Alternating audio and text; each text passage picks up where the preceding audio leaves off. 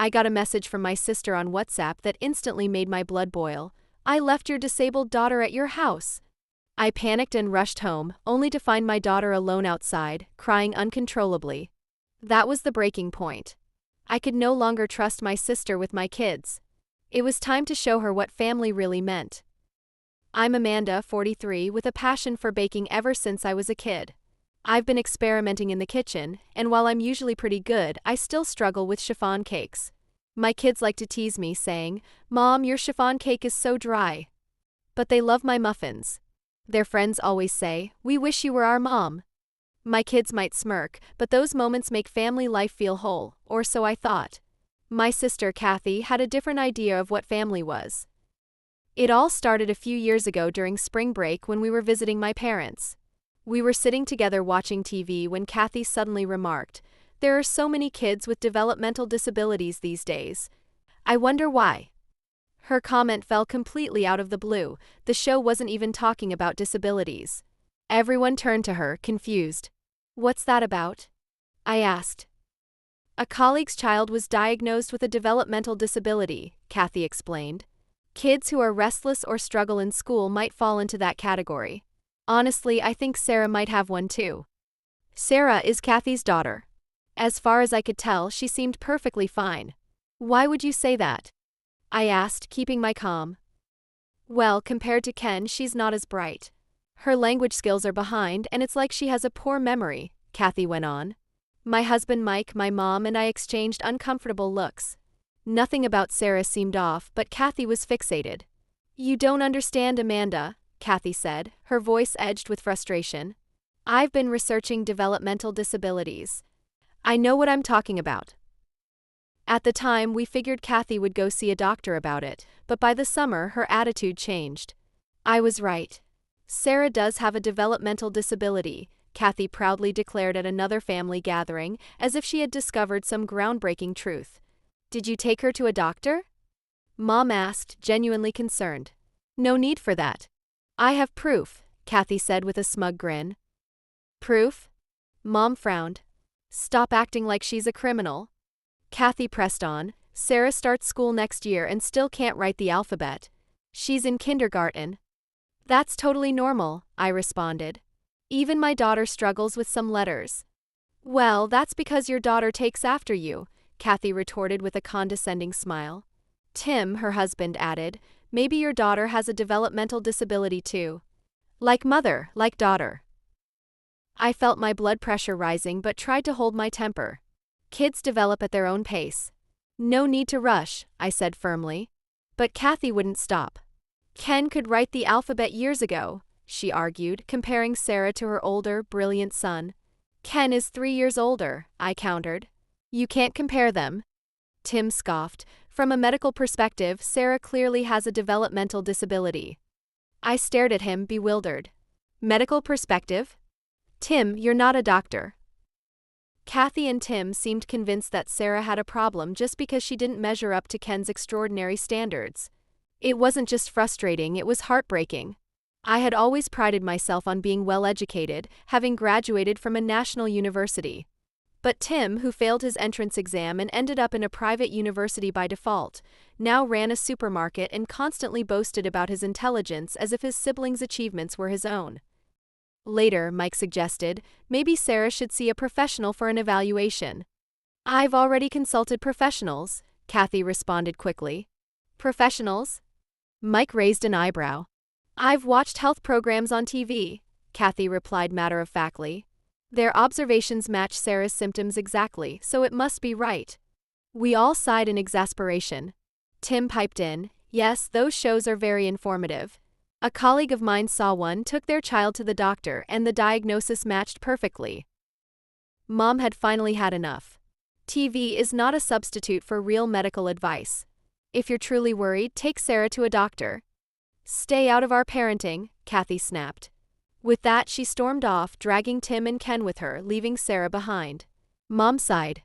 If they're going to act so superior, the least they could do is take proper care of Sarah. Meanwhile, Sarah was happily playing with my daughter, though I noticed her smile flicker for a moment, replaced by a brief look of sadness. She must have realized her family had abandoned her. That broken smile shattered my heart. Sarah didn't deserve to carry the weight of our adult failures. I was more sure than ever that Sarah didn't have a developmental disability. She was simply a victim of neglect and favoritism. Later, Kathy and Tim returned home in high spirits with shopping bags in hand. Mom's face darkened. "Do you often leave Sarah behind when you go out shopping?" Mom asked. "It's just leaving her at home. What's the problem?" Kathy shrugged, uninterested. "The problem is you never leave Ken behind. Why treat Sarah differently?" Mom pressed. "She doesn't listen, so we're teaching her discipline," Kathy claimed. "Discipline is one thing, but abandoning her is cruel," Mom replied. Tim jumped in defensively. "We give her good food and a good education. Why do you keep criticizing us?" "That's the bare minimum," I said sharply. "You act like you're doing her a favor. This is a family matter." "Stay out of it, Amanda," Tim snapped. "Sarah is my family too," I shot back. "And as she's being mistreated, I'm not staying silent." My words clearly struck a nerve. Kathy and Tim avoided making eye contact, but their silence said it all. "If you think Sarah has a developmental disability, leaving her alone is even more irresponsible," Mike added. "That's why we're teaching her to stay home alone," Kathy said, slamming her hand on the table in frustration. The argument dragged on for hours. Eventually, Kathy and Tim cut their visit short, leaving early. Their favoritism toward Ken was painfully clear. At mealtime, if Ken's favorite shrimp was served, Kathy and Tim would heap extra portions on his plate, even taking from Sarah's share. Sarah had always silently accepted the way things were, never questioning it. She quietly stayed in the background, enduring the treatment she received without protest. Ken was always the center of attention. Promises of new toys and outings were made for him, while Sarah was often forgotten. Family discussions were filled with praise for Ken's achievements, leaving Sarah to watch from the sidelines. It was hard to watch. One day, Kathy arrived with Sarah unexpectedly. "Can you watch her today?" she asked. Sarah seemed confused, quietly suggesting, "I could just go play in the park instead." We agreed to take care of her, though we were unsure about the sudden request. When Kathy returned later that evening, she seemed apologetic. "Thanks for looking after Sarah," she said. "Why the last-minute request?" I asked, surprised. "Oh, Ken had some friends over. Their mothers are doctors and lawyers. It would have been awkward with Sarah around," Kathy explained. I was taken aback. "You're ashamed of your own daughter?" "She just doesn't fit in with them. What can I do?" Kathy replied nonchalantly, brushing it off as a joke. "That's no excuse," I said firmly. "She's your daughter, disability or not. You should support her, not criticize her." Kathy's smile faded. "You've only raised one child. Don't lecture me," she snapped, grabbing Sarah by the arm and leaving. This behavior became a frequent occurrence. Kathy and Tim would leave Sarah with us for extended periods while they took Ken on exciting trips. They would return late without offering any apologies, acting as though nothing had happened. It only fueled my determination to step in. Sarah deserved better. One day, my frustration boiled over and I confronted them. "I told you to call before showing up, didn't I?" "Oh, don't be so picky," Kathy dismissed me. "We're just here to pick her up, aren't we?" "That's not the point," I retorted. "You can't just drop her off without any notice. What's gotten into you? Always so cranky. Is it menopause?" Kathy mocked, causing Tim to laugh. I clenched my fists and raged. "You need to rethink how you're raising your children." "We are, which is why Ken is involved in so many activities, unlike your daughter, who doesn't do anything," Kathy replied. "We respect our daughter's wishes," I answered. "She didn't want to join those activities." "Well, we respect Ken's wishes too, don't we, Ken?" Kathy asked, turning to him. Ken gave a half-hearted nod, his forced smile betraying his discomfort. "See?" Kathy said smugly. "Even Ken agrees." I sighed, exhausted. "Fine, just take Sarah and go." Kathy grabbed Sarah's arm, dragging her to the car. Tim said nothing as he started the engine, and I was left feeling defeated. The next day, while I was shopping, I received a text from Kathy. "Hey Amanda, you love Sarah, right?" Confused, I replied, "Of course, she's my niece." "Why?" "Great. Consider her your daughter now.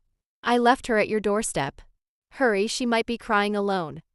I froze, reading the message again in shock. I tried calling Kathy, but her phone was off.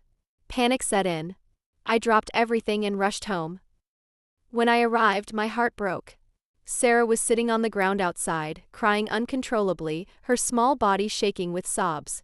Sarah. I rushed to her, pulling her into a tight hug.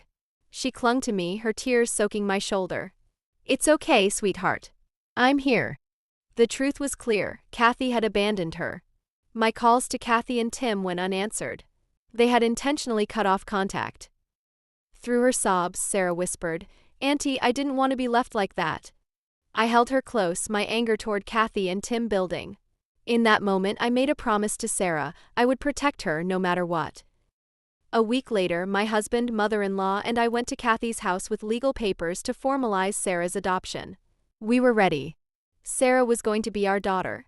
To our surprise, Kathy and Tim didn't put up much resistance. Less of a burden for us, Kathy said dismissively, signing the papers. Her lack of remorse stung, but I held my tongue. All that mattered was Sarah's well-being. 3 months later, Kathy showed up at our door, demanding Sarah back. She's a genius. She won an art contest. Her paintings are even displayed at the bank. We didn't even know she liked to draw. I couldn't help but laugh bitterly. Of course you didn't know. You never paid attention to her. I submitted her artwork myself. Her preschool has been encouraging you to nurture her talents for years, but you ignored them. Kathy's face turned red with embarrassment. Well, it doesn't matter. Just give her back. I shook my head. It's not that simple. The adoption is final. Sarah is our daughter now. But if she wants to go back to you, I won't stop her. She'll choose me, Kathy said smugly. I called Sarah into the room. When she saw Kathy, she hesitated before clinging to me. Mama, she whispered. She had started calling me as well as Auntie. Kathy reached for her, but Ken stepped protectively in front of his mother. Ken, what are you doing here? Don't you have lessons? Kathy snapped. Ken's voice quivered as he replied, I don't want to go to lessons anymore. I hate them. I hate everything you make me do. Kathy tried to scold him, but I stopped her. Don't you see? Your children don't want the things you're forcing on them. You've been so focused on appearances and success that you've forgotten about their happiness. Kathy stood silently, stunned. Just go home, I said firmly. You've lost the right to call yourself their mother. In the years that followed, our family grew stronger. Sarah, Ken, and our daughter formed an unbreakable bond. Ken moved in with my mother and Sarah thrived in our home, pursuing her passion for art. Though there were challenges along the way, every step was worth it. Our home filled with love, laughter, and the joy of watching the kids grow into their own unique selves was a place of peace. Kathy and Tim, on the other hand, became more isolated, burdened by the consequences of their selfishness. Our lives may not have been perfect, but they were filled with the one thing that truly mattered: family.